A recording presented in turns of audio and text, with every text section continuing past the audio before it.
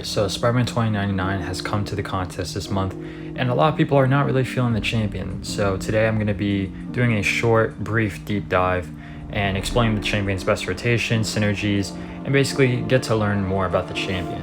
So Spider-Man 2099, what does he do? So let's go to his abilities real quick just to go over them. I'll explain the synergy, or not the synergy, but the awaken ability last. So he can't gain buffs, pretty straightforward, and when he would gain a buff, he pauses his debuffs for a short amount of time.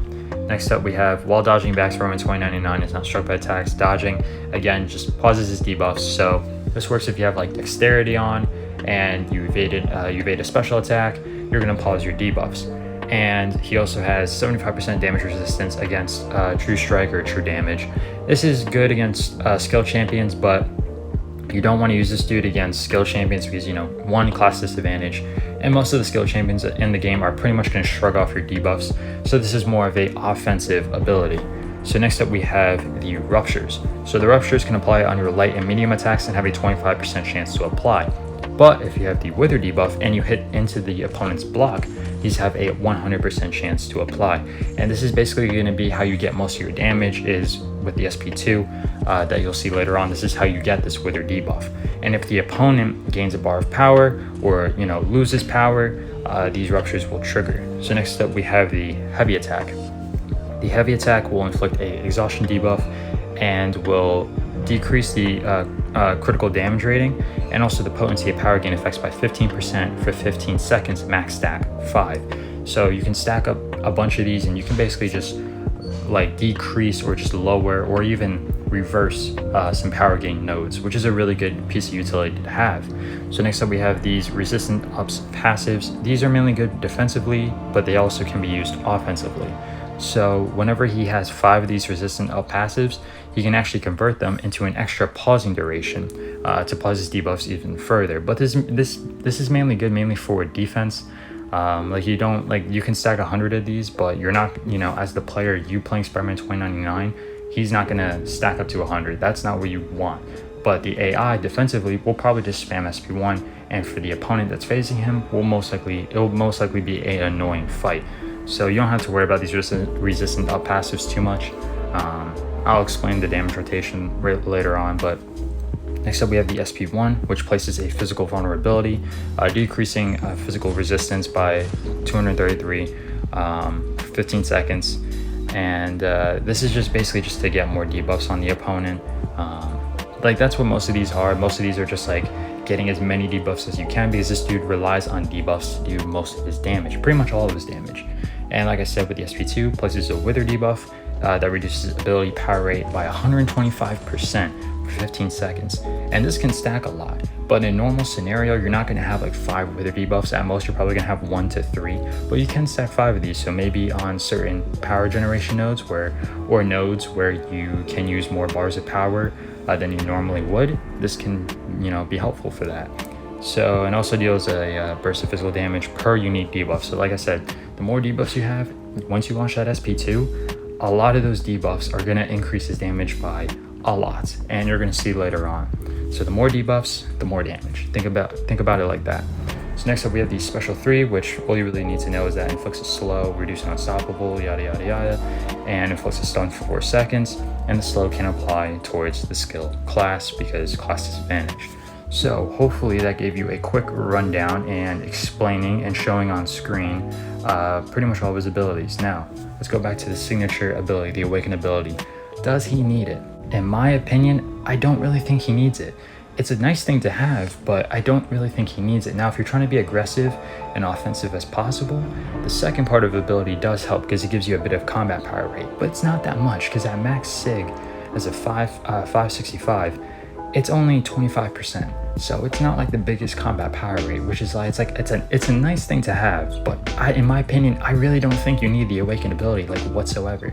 If you're playing aggressively and the opponent's playing aggressively, and like I said, explain the damage rotation later on while I showcase this Captain Marvel fight later on in the video, you really don't need it. That's my take on it. So now we're going to explain his synergies. So I'm only going to be talking about Spider-Man 2099 synergy. I'm not going to be talking about his partners or anything like that. So first up we have co-workers. Spider-Man 2099 gains some crit rating, and this might look a little, only 85 crit rating, But like when you have like 12 or 15 debuffs on the opponent, like this crit rating can extend like a lot. This crit rating can, along if you also have your masteries and whatnot, and you have like precision or lesser precision activated, maxed out even, this crit rating is just going to be increased by a lot. So it doesn't look like it doesn't really look like it's a good synergy, but it can help a lot for his damage output. It can allow him to crit even more. And plus it's Longshot, Sabretooth, both are really good characters. Psylocke on the other hand is a bit, meh, but they're good characters with the synergy.